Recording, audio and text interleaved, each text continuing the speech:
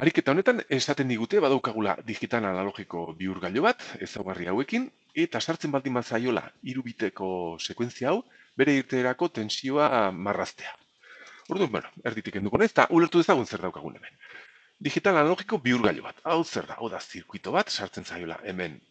Kasu honetan 3 biteko seinale digital bat, beti irudikatzen dugula holaxeko D batekin, seinale digital bat, eta bere balioa da zenbaki naturala.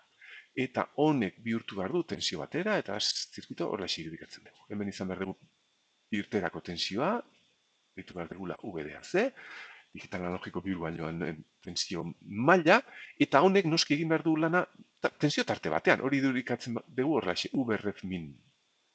VRF min eta VRF max bat zuen artean. VRF max. Kasu honetan ez horretan esaten dute, hau 0 voltio dela, eta hau 8 voltio dela. Hau izango zen gure ematen diguten digital analogiko bihurgailua edo konverter ingelesez. Eta honi sartzen baldin bazaio hau zer daukagun hemen. Ja jarraitu dezagun hau ulertzen. Hemen esaten digute 3 bit ditugula.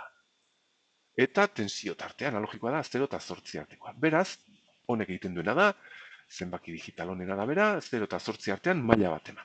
Orduan, hau ere, irudikatu dezagun. Jarri dezagun 0 eta 8 tarte hori, hemen txukunagoa, hemen adibidez, ja, hobeto xo, txuxenago, hemen hasieran, eta denboraren arratza ere aprobetxatu behar duen marrazteko, horrela xe adibidez. Eta esan bezala, hau baldin bada irteerako VDAC tensioa, bihurgailu honek egiten du lana 0 eta 8 artean, demagun hemen dagoela 8 voltio, eta 3 bit erabiltzen dituenez, bihurgailu honek zatitzen du 0 eta 8 tarte hau 3 zatitan. Ez, 3 zatitan ez, 3 bit baldin badago, honek zatitzen du bi berrene, berdin bi ber 3, hau da 8 zatitan. Beraz, hau zatitzen du 8tan. Ja, egin dezagun. Erdiak, eta orain erdiak, 8 zatiak hauexek izango ziren. Eta bihurtzen du zenbaki bitar txikiena, 000 honetan, eta altuena dela zazpi, 0tik zazpira, 0, bat, bi, iru, lau, bo, 6, zazpi, da lau, honetan.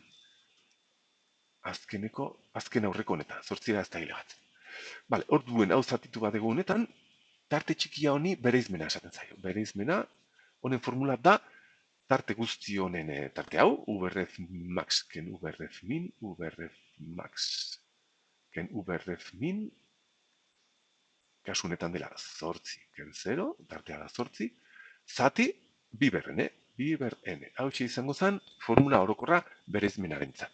Eta orduan bihurketa osoaren formula zer da? Bihurketa osoaren formula VDAC zer da? Ba, bereizmen hori bider balio digitala.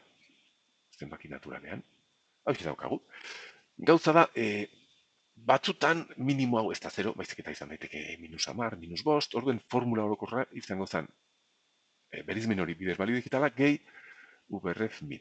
VRF min.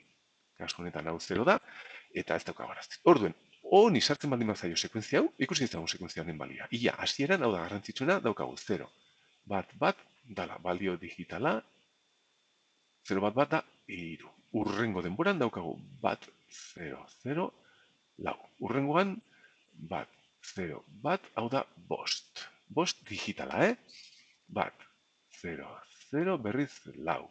Hemen daukagu 0, bat, bi alditan, 0, bat, ikusten duzunez, beraz, 3 transformazio edo bihurtze bi periodotan, eta azkenik 0, bat, 0, hau da la bi. Balio digital hauek, bit sekuentzia hau, eta Z tensio daukagun irtera, baina bali dezagun, hau.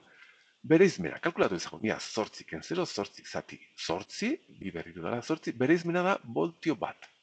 Tartu honetan ikusten duzu, hau zatitzen badugu 8tan, voltio bat atera zaigu.